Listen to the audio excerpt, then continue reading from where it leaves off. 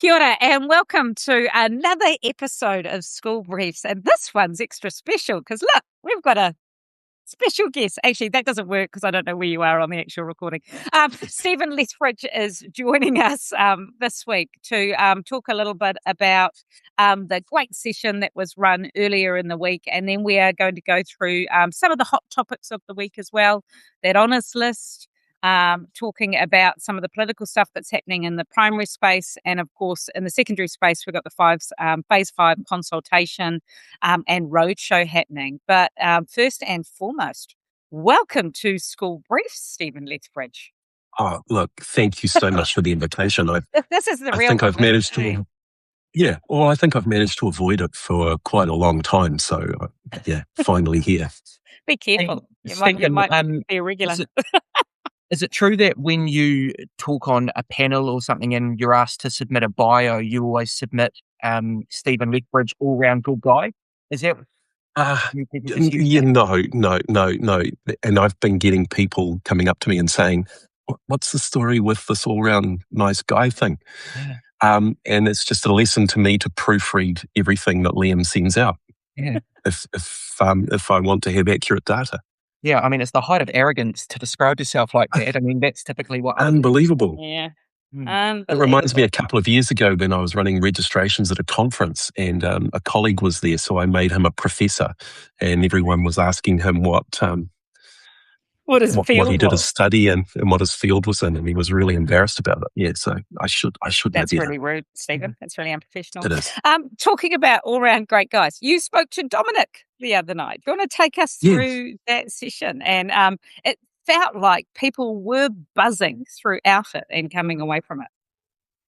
Yeah, well, he was pretty easy to listen to, I suppose. So basically the whole premise of the chat was to get back to a discussion around what effective literacy practice was, so many teachers across the motu will be experiencing structured literacy and the mandate that's come through from structured literacy, predominantly that's come through from the United Kingdom. And so we thought, why not get Dominic to come and have a chat? And, he's got a great book, this Balancing Act book is absolutely fantastic. The thing I love about it is that the first maybe third of the book talks about all of the approaches to literacy education. So it goes from a simple view of reading all the way through Scarborough's reading rope, talks about whole language, it talks about synthetic phonics, talks about everything. And then the next 2/3 of his book are all around, and I think he's quite deliberate in this, the art of teaching literacy. So he's definitely steering clear of the science of learning because he, like people like Guy Claxton, understand that on the ground, there are it's a few more sciences. That clinical. It's not clinical. So we had a really good session. People were engaged, and I think I got a text from someone saying, "No, keep them going. This is the most engaged I've been with an academic in a very long time." Most likely, so it went well. Yeah.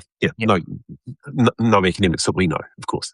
Hey, it was interesting listening to his presentation and making the parallels to what's going on over here, because he had that kind of like one slide right at the beginning where he was talking about what the data actually says versus what you actually hear, and he had that kind of quote from Richie Sunak, the UK Prime Minister, that was like running around the country talking about how UK students have kind of the highest reading results in the OECD, and he's just based it on like one very small outlier report, and then the next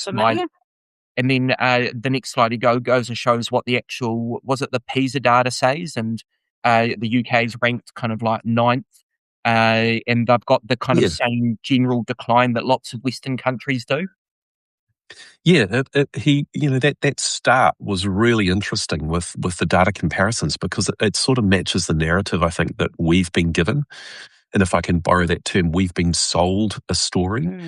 And those people who are in the primary area will know that sold a story is the main driver for the push for synthetic phonics and structured literacy. It was that hit job on whole language. So yeah, we've pretty much been sold a story, and we can see that in the data that's coming out at the moment across the country with the curriculum insight stuff that The was trouble released is, stories and recently. simplicity sell to parents. They don't sell to the teachers, because Yeah, yeah, parents love headlines. They love those sort of bite-sized snapshots of data with little, need to understand the whole story.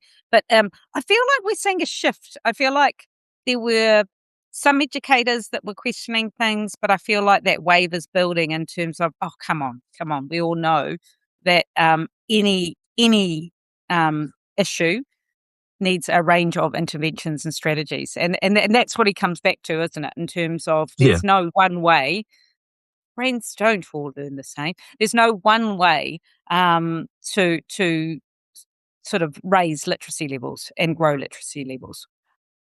Well, yeah, and I think every effective teacher knows that, and I Yeah. suppose that's some of the angst that teachers around the country have faced is that effective teachers are adaptive practitioners.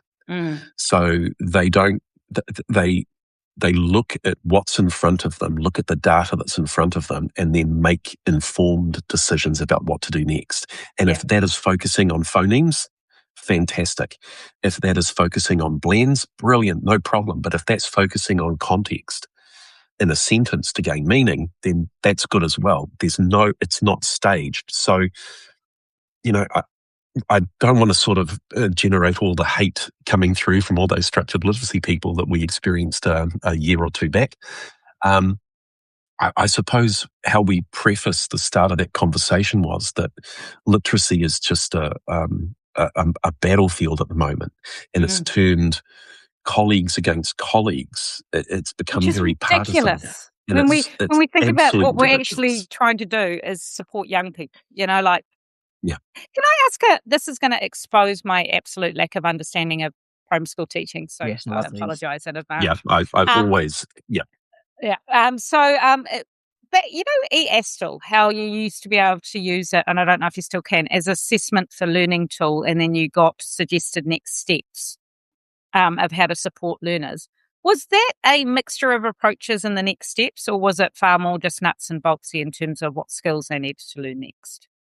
No, it was pretty a mixture of stuff, but that was based on the predominant pedagogical approach of literacy at the time. Yeah. Okay, so that would have been a balanced approach. Yeah. Okay, so that was and very much of its time, of its context. Yeah. But then what you'd have is you'd have teachers that would print out the group pathways for eASTL or all those things, and kids would go up to the wall and go, right, oh, cool, I need to do this. Teacher would say, I'm running a workshop on this here. You self-select. That was a really effective way to use eASTL in an assessment for learning. What's the future of eASTL now? Future? Gone. But that's not a bad thing. Oh, it's not a bad thing? It's not a bad thing because it did sorry, get... I'm taking us off topic. That's okay. But it did get, when it started off, it had a lot of good data in it.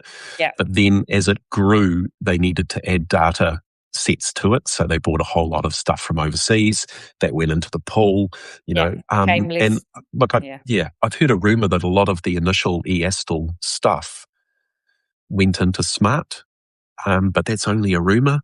But, don't hold me on that. Yeah. Someone will point it out. Reinvesting in eASTL would be a damn sight cheaper than the investment made in the SMART tool. And so I think it's a real shame that it's been decommissioned. And something that's homegrown as well. Well, fundamentally homegrown. And I think though it shows that actually the real motivations for the SMART tool are around standardised testing and rolling that out to every accountability, isn't it? Learning area. Yeah. Look, Dominic talked about because we're dabbling in assessment. Dominic talked about how the phonics check was used over in the UK. And I think that there was a study that's just been produced at the end of last year or early this year that talked about how actually the phonics check had no noticeable impact on reading at all.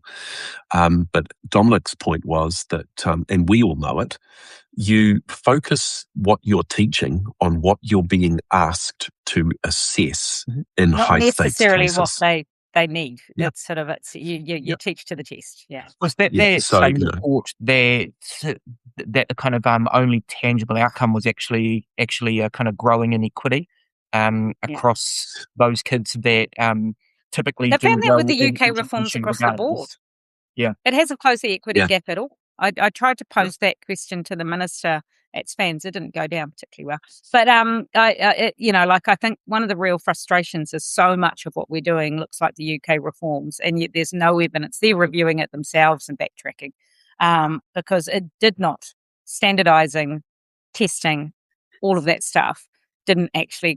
Like I think the high flyers maybe did a little bit better. There was. There might have been a little bit of a shift around, but it certainly didn't close the equity gap. Really But disappointing. Your favourite takeaway? Oh, sorry, Liam. sorry, I was just going to say, the thing that often gets missed in those conversations around the groups that it did work for is that these studies are never set up where there is a comparable pathway, because there's an opportunity cost around time and investment for any PLD that you roll out. And to get a true understanding, you would also need to run a proper alternative policy approach, which never happens, and then compare the results. Because we don't have control groups. Is typically we have kids that do well in our classrooms, regardless of the pedagogical approach. Yeah, and you end up with reporting like we had, where it was was it with the maths, where they tested them at the beginning of the year and then tested them 2 terms later and went, hooray, they've improved. It's like, and that's a surprise. Well, we didn't see any phonics data released, or not released because it was released, but we didn't see any phonics data trumpeted as huge successes like we did last year. Probably because the fact is that half of the kids that sat the phonics test didn't actually get to the standard. No. And to be expected when the goalposts change. Yeah. Hey, so what was your biggest takeaway from Dominic? Biggest takeaway. So his model, so he talks about how language is so complex, and English is even more complex than most, that you cannot separate the written form from the reading form. So that teaching of writing and reading needs to be intertwined. Okay. He did make a comment on decodable texts and how they can suck the living life out of kids. Hey, they're producing more of them in junior high school. That's great. And I remember back to when we took part in a university study, trialing a structured approach. And I talked to one of our 5-year-olds. I said, "What do you think about the books?" And he goes, "But they're not stories. They don't mean anything. They're just a whole lot of words thrown together." So Dominic's approach is definitely not structured is terrible. Okay. And I think that's what all effective New Zealand teachers have come to the conclusion for it. It's not that phonics, phonemes, graphemes, morphemes, all of those things are terrible, but bringing them together in a balanced approach is what's most effective, because then we can see engagement going up. Because what we're seeing at the moment, since 2019, I think engagement is going down. The best from all parts. Yeah. Which good teachers do, right? And I think that's it. The thing that frustrates me with all of the reforms is none of us are saying X is bad, that is bad. We just don't want a single silver bullet solution, because we know that the landscape is more complex than that. Oh, cool. So we're going to link the session below as well, so people can go back and watch it if they haven't. Yeah, it's all online, and I'm all for principals and professional autonomy in choosing something that works for you in your context. Yeah. And as soon as you put a mandate in that mandates pedagogical approaches, that takes away that autonomy. Yeah. The word mandate is super problematic. Yeah. That if people want to do a structured approach, fill your boots. That's great, but don't force it on others who are doing a really good job and getting good results as well. Yeah. Let's keep things moving along. because I know it has been a week of celebration Has because it? we have had a chance to recognise some fantastic contributions to education this week through the honours announcements. Have you got any hot takes, Claire? Oh, I mean, I've been reflecting hard this week in terms of what the honours list. Like, first and foremost, let's acknowledge there's been some incredible people acknowledged in that list. You know, our sports people. You know, great to see the student volunteer army and the work around that stuff being celebrated. So, I think the broader honours list, fantastic to see people celebrated. I think where I've come to with the education honours list, as I posted earlier in the week, it's a curious list in education space, and I'm not going to make this about any one person, but I can see a theme across the board this year where it feels like it's no longer service to the education system that's being honoured. It's service to the minister and reforms. And that feels a really sad shift in my mind. And I was a little bit shocked to discover that the panel of people who decide who gets an honours list is so left or right, depending on the government of the day. I mean, what an absolute oversight. Surely, you know, this should sit above the political party of the day and be a cross-partisan, non-partisan, however partisan that you want to frame it, group of people choosing who gets awarded and acknowledged. Because it felt like in the education space, there was a statement being made. And it made me reflect on my personal situation. So I shared over on AEC and Disrupted Facebook pages the other day, yesterday, day before, about an event that happened to me. So I was appointed through Treasury to one of the education-related boards. So really robust process that I went through: application, selection, interviews, vettings, all the rest of it. And I was really excited because it was a serious board to get on, and really looking forward to the work, and it was particularly suited to my interests and my skill set, and was super excited. And I was just about to head off on sabbatical, and I wrote a blog post at that time where I did a sort of a tongue-in-cheek critique of what was going on at the time. It was a tale of two fairy tales. And the first one was looking at Chicken Little and the issue of manufactured crisis. And I may have talked about the initials of Chicken Little and another person, and drawn some connections. But, you know, talking about the fact that it was really sad that a couple of years ago we were seeing this manufactured crisis around maths and maths data. And it was being used, it seemed, as a mechanism to roll out really speedy interventions and silver bullets interventions. The second half of that blog post was about Goldilocks and the Three Bears. And the thing that actually really peeves me off that I ended up losing the role because of this post. In the second part of it, I actually talked about Goldilocks and the Three Bears and talked about the frustrations that we were having under Labor because there was a lot of consultation. We weren't necessarily moving fast enough. We didn't get Te Makaeho gazetted in its entirety. We didn't get things rolled out at pace, at any kind of pace. And then we had swung to having a different government of the day and everything happening with what felt like zero consultation and, things being rolled out super, super fast and done to us rather than with us. And I use the analogy of Goldilocks to talk about we don't want that super soft bed. We don't want that super hard bed. We want a bed in the middle that's, and so it was a critique of government and it was a critique of that politics and education interplay. That cost me, and I'm going to be upfront, a $45,000 contract, that one blog post. And, and then I turned around and I reflected on the people who got selected to get honours and maybe some people that got promotions this week.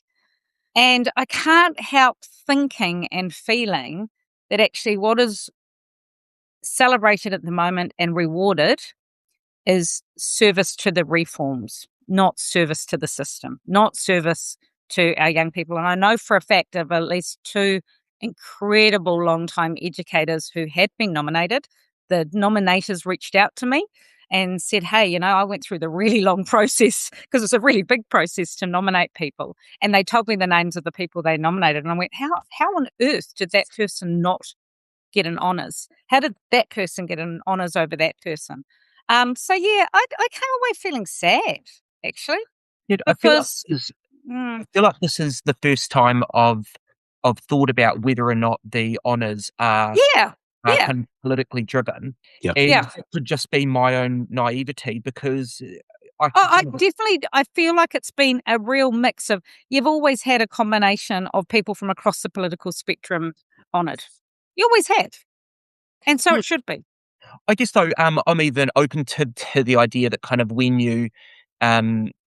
you've got a kind of centre left government, maybe there's a trend away from kind of business people, and then maybe with a centre right, a kind of lean towards there. But I Come guess back to Goldilocks. That's where it needs to be non-partisan or cross-partisan. Like, it should be a cross-party selection panel at the very and I end. guess what I was going to say there though is that I always felt those leanings came secondary to the kind of politics of the day. Yeah, But I guess that's probably where I think you've captured it really well. That kind of above all else loyalty is the thing, and yeah, it makes me kind of wonder whether or not there is huge levels of politicization and people are making calls around how if these people weren't acknowledged now, would they ever get acknowledged because maybe the time has just moved on. But yeah, I heard from one person this week who has had her honours for about 8 or 9 years now, and she says looking at the list makes it feel like something that devalues her one because yeah, you have to wonder how much of it's politics and how much of it is merit.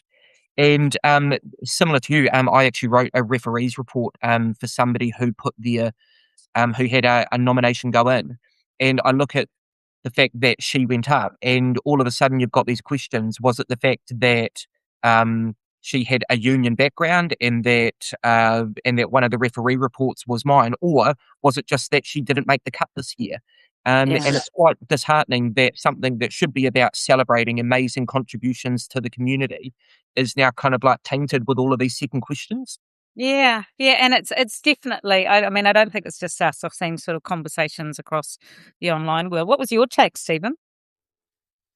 Yeah, look, I think it's always been the government of the day have that Have a leaning panel, or a lens, right? yeah. But I remember back to making a nomination for a couple of principals in the inner city area, and Nikki Kay was the minister that or the person that we liaised with.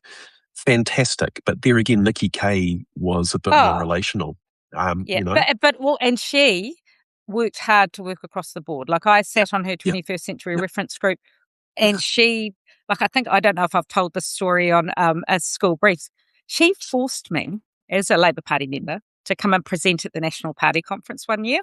I got wheeled out. I felt quite weird. Like, I got wheeled into a National Party conference at Sky City, and she got me there to present on education. And she did that because she actually truly believed there was going to be a better discussion in the room if diverse perspectives were going to be represented.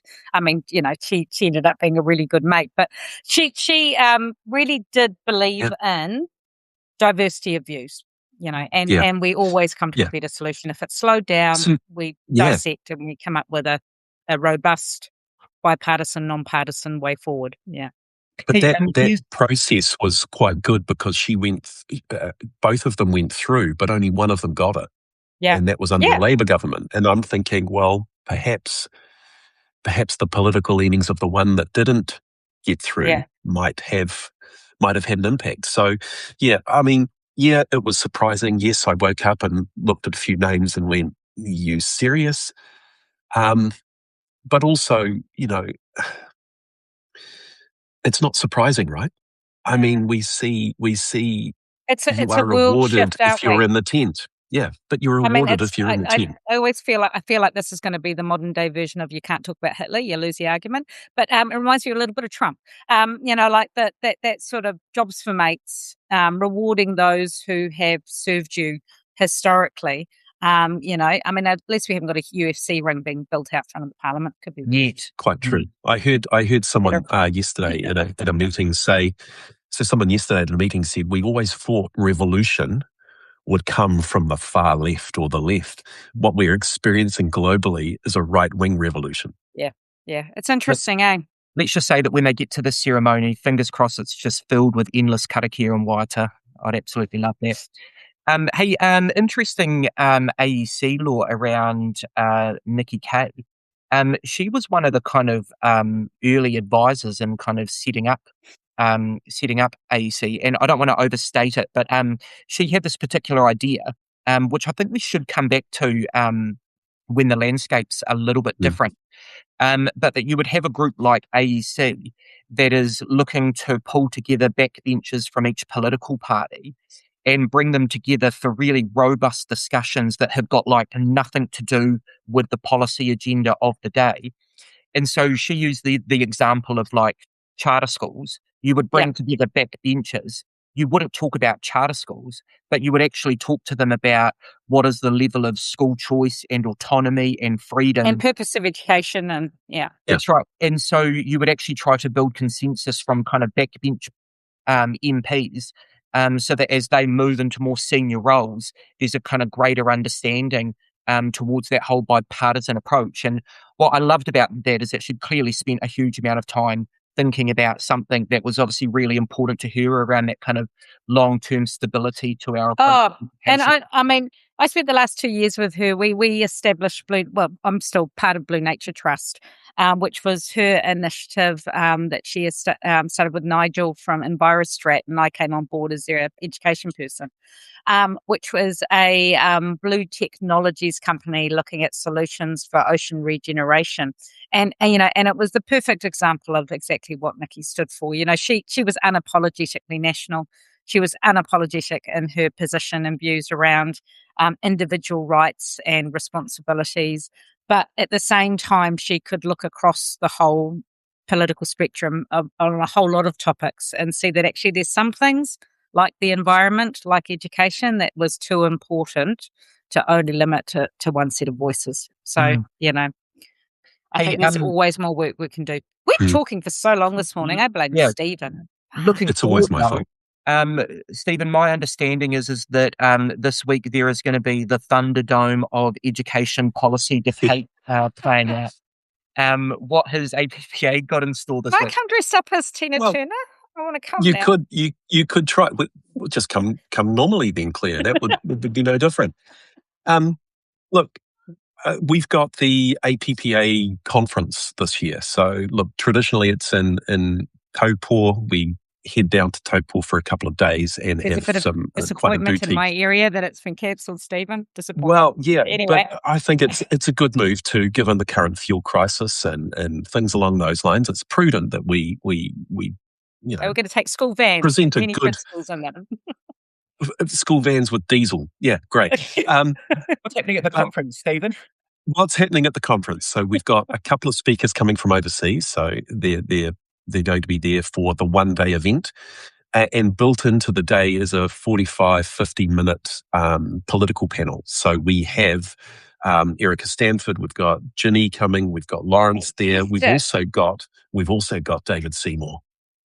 So that is on the 11th of June. So all registrations are closed, and I'm not telling you where it is, Claire. So an ex-president of APPA, Kyle Brewerton, is going to facilitate that particular conversation with the. No, I'm emceeing the day, so I'm going to be doing the all-round good guy has to MC the day. The all-round good guy is having a fireside chat with 3 experienced principals, and is just going to try and chew the fat about what they've learned in there. This is going to be firecracker though, eh? This sounds amazing. Yeah, I think so, and I think it's a good opportunity to see where people sit and where the room lies. So we'll have, I think, about 150 principals and maybe another 120, 130 senior leaders, and then some business partners in there as well. So about 300 people. Will it be recorded? Will it be shared? Not. I'm not sure. House. Yeah. it might be Chatham House, but also, we don't know if people are okay with media being there. So it will be an interesting talk. Nothing there will be kept secret though, because there's 300 people with access to social media in the room. Excellent. Yeah, That it will be sounds fun. exciting. It will be interesting. Yeah. Yeah, and also we've got the road shows happening at the moment. So in secondary class, I've registered for the Thursday one at Ellerslie, so I'll be able to report back on that next week. So that's going to be I didn't actually realise it was a whole bloody day. Is Nick Gibb coming to that one? Is that No, Nick Gibb coming? They've, No, they've he's not. subbed out Nick Gibb, and we actually have an Australian educationalist who is, because you Okay. wouldn't want a New Zealand one heading it up, would you? So I think we had the price for the primary road shows coming in. All 4 of them cost $1.27 million, excluding release and relievers. Oh, wow. No. At least the flights from Aussie are a bit cheaper. That'll come down a bit. Yeah. But yes, I am intrigued as to how a whole day gets filled on this one. So I'll be able to report back from that one on Thursday. But I just wanted to finish off and round out by doing a bit of a shout out again to Dr. Claire Coleman and the incredible work that she has been doing. Just rallying people around experts from each of the subject areas and getting them to join her for conversations around Phase 5 subject consultation. And just a reminder for everyone that if you haven't seen them, you can find them over on the AEC Substack. I know they've been shared through the socials as well. So you can always go back to the recordings. I think there's still a couple of more to come, a health one and one other one. I can't remember, maybe a social sciences one still coming up. But a big shout out to Claire and a big thank you for that. And just a nudge and a reminder. I know we're all bloody tired, but to get feedback in if you can. Yeah. Yeah, crucially important. Claire's doing an amazing job on those, incredible. Even with all of the primary, all the subject curriculum posts that she put out. Yeah. Incredibly valuable, and people are talking about it. Yeah. Yeah. Stephen, thanks so much for joining us and allowing us to go a bit deeper into Dominic's presentation. We will have a link to that posted at the bottom of that. Thanks to those people that send in feedback around school briefs as well. We're hoping to be able to kind of incorporate feedback that we hear into the format and how we go and the length of things and the guests that we bring on. And so please do keep that coming. Yeah, how did Stephen go? Should we cut him or just invite him back? Yeah, well, please, terrible feedback. It'd be great. Yeah. Awesome. Have a good week, everyone. Ka kite.